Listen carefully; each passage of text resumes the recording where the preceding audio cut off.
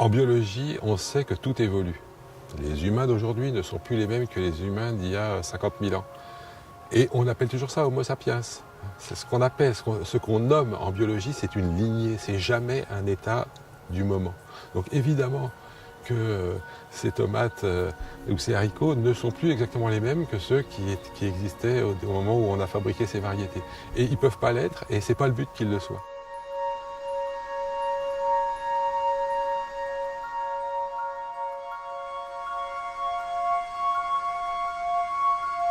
Quand on expose de la diversité génétique dans nos espèces maraîchères, ça a toujours un succès phénoménal auprès du public, un émerveillement.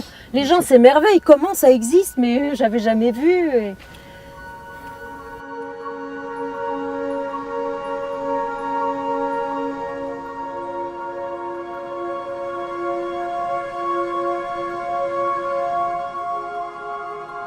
Je rappellerai simplement que les droits de propriété intellectuelle sont un droit de l'homme dans la Convention universelle des droits de l'homme, à l'article 27, et qu'il est normal qu'un créateur de nouvelles variétés puisse avoir une reconnaissance de sa création comme un journaliste a un copyright sur l'article qu'il a écrit. Voilà, il y a des problèmes commerciaux avec le fait que la nature est quelque chose qui bouge.